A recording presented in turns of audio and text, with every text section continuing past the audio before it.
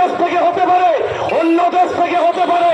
যদি প্রকৃতপক্ষে কোন জঙ্গি আমাদের রাজ্যে আমাদের দেশে ঢোকে, সেটাকে আটকানোর দায়িত্ব তো বসে আছে ওই দিল্লির অমিত শাহ।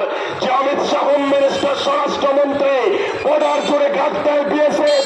তাহলে কিসের কারণে, কোন কারণে এই অনুপ্রবেশকারীরা ঢুকছে আর আমাদের রাজ্য আমাদের দেশকে তারা জঙ্গি কার্যকলাপে আশ্রয় বানাচ্ছে? উত্তরপ্রদেশের পুলিশ যখন তদন্ত করছে, তদন্তে ধরা পড়ছে আসল দোষীর নাম হচ্ছে তাহার সিং আর ওম প্রকাশ মিশ্র। আসলে এটাই হচ্ছে ওদের রাজনীতি। এই রাজনীতির মধ্য দিয়ে ওরা হিন্দু মুসলমানের রাজনীতি করতে চাইছে। প্রতিদিন খবরের কাগজ খুলছেন, আপনার সামনে প্রতিদিন শোনানো হচ্ছে, পাশের বাংলাদেশ থেকে, অন্য রাজ্য থেকে, অন্য দেশ থেকে একের পর এক অনুপ্রবেশকারী, একের পর এক জঙ্গি আপনার জেলায়, আপনার রাজ্যে নাকি ঢুকে পড়ছে। আমরা তো প্রশ্ন করছি, আমরা এই কথা বলছি, যদি পাশের দেশ থেকে হতে পারে, অন্য দেশ থেকে হতে পারে, যদি প্রকৃতপক্ষে কোন জঙ্গি আমাদের রাজ্যে আমাদের দেশে ঢোকে, সেটাকে আটকানোর দায়িত্ব তো বসে আছে ওই দিল্লির অমিত শাহ। যে অমিত শাহ হোম মিনিস্টার, স্বরাষ্ট্রমন্ত্রী, বর্ডার জুড়ে গাছ দেয় বিএসএফ। তাহলে কিসের কারণে, কোন কারণে এই অনুপ্রবেশকারীরা ঢুকছে আর আমাদের রাজ্য আমাদের দেশকে তারা জঙ্গি কার্যকলাপে আশ্রয় বানাচ্ছে? দিল্লির বিজেপি তৃণমূলের দোষ দিচ্ছে, আর রাজ্যের তৃণমূল দিল্লির বিজেপির দোষ দিচ্ছে। কথাগুলো স্পষ্ট ভাবে বলতে হবে। শামশেরগঞ্জের মানুষকে, ধুলিয়ানের মানুষকে, বাংলার মানুষকে এই কথা স্পষ্ট করে বলতে হবে। আসামটা চালায় বিজেপির হেমন্ত বিশ্ব শর্মা, সেখানেও খুঁজে পাওয়া যাচ্ছে। আর ওখান থেকে পুলিশ, কাশ্মীর থেকে পুলিশ এসে মুর্শিদাবাদের মা বোনেদের ঘরে ঢুকে জঙ্গি ধরে ধরে যাদেরকে সামনে আনছে, তারা যারা জঙ্গি তাদের শাস্তি হোক। কিন্তু এ কথাও সত্য, আমরা এই মুর্শিদাবাদের মানুষ গত 1 মাস ধরে এই চিত্রগুলো দেখেছে। বেলডাঙ্গা নিয়ে যারা অপপ্রচার করলো, বেলডাঙ্গা নিয়ে যারা একটা নির্দিষ্ট ধর্মের মানুষকে কাঠ গড়ায় দাঁড় করালো, পুলিশের তদন্তে প্রমাণ হলো অভিযুক্তের নাম হচ্ছে সায়ন হালদার। 1 সপ্তাহ হয়নি, আপনাদের এই শামশেরগঞ্জের পাশেই হচ্ছে সুতি। সুতিতে নাকি রেল লাইনে বোমা বিস্ফোরণের জন্য সঙ্গে যুক্ত নাকি মুসলিমরা নাকি যুক্ত আছে। মুসলিম মানেই জঙ্গি, এই যে ছড়িয়ে দেওয়া হচ্ছে। গ্রেপ্তার হওয়ার পরে দেখা গেল নাম তাদের কারোর মদন কুণ্ডু, নাম কারো সাগর দাস।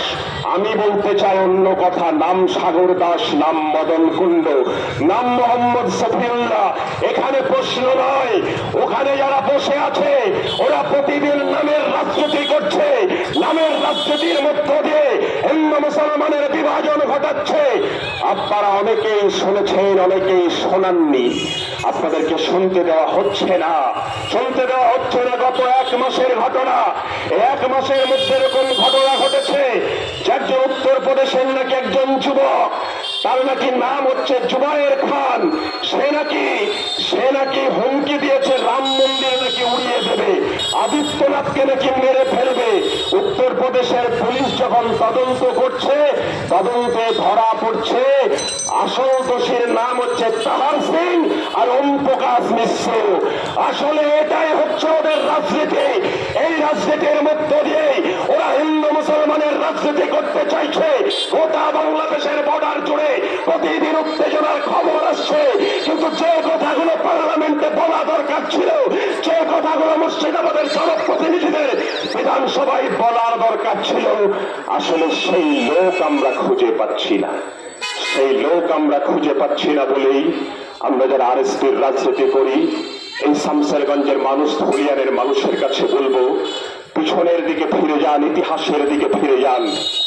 যদি আপনার 60-এর দশক, 50-এর দশকের শেষের দিকগুলো দেখুন, পদ্মার উপর আজকের বাংলাদেশ সেদিন ছিল পূর্ব পাকিস্তান। যখন এই পাকিস্তানের সেনাবাহিনীরা যখন এই জলঙ্গির চরে আমাদের মুর্শিদাবাদের গরিব কৃষককে যখন গুলি করে নৃশংসভাবে খুন করেছিল, সেদিন পার্লামেন্টে দাঁড়িয়ে আরএসপির নেতা প্রদীপ চৌধুরী জওহরলাল নেহরুকে বলেছিলেন, কি চলছে আপনার দেশ? আমার রাজ্যে আমার জেলার নিরীহ কৃষক মারা যাবে আর আপনি পার্লামেন্ট চালাবেন। হয় আপনি দেশ চালান, না হলে পার্লামেন্ট থেকে বেরিয়ে যান। কিন্তু দুর্ভাগ্যের হলেও সত্যি কথা, মুর্শিদাবাদ থেকে যারা দিল্লি গেছে, মুর্শিদাবাদ থেকে যারা বিধানসভায় গেছে কলকাতায়, আজকে তাদের রাজনীতি হচ্ছে মুখে লিউকোপ্লাস লাগে, তারা রাজনীতি করছে। পার্লামেন্টে মুর্শিদাবাদের সমস্যার কথা তারা বলছে না, তারা বিধানসভায় মুর্শিদাবাদের সমস্যার কথা বলছে না।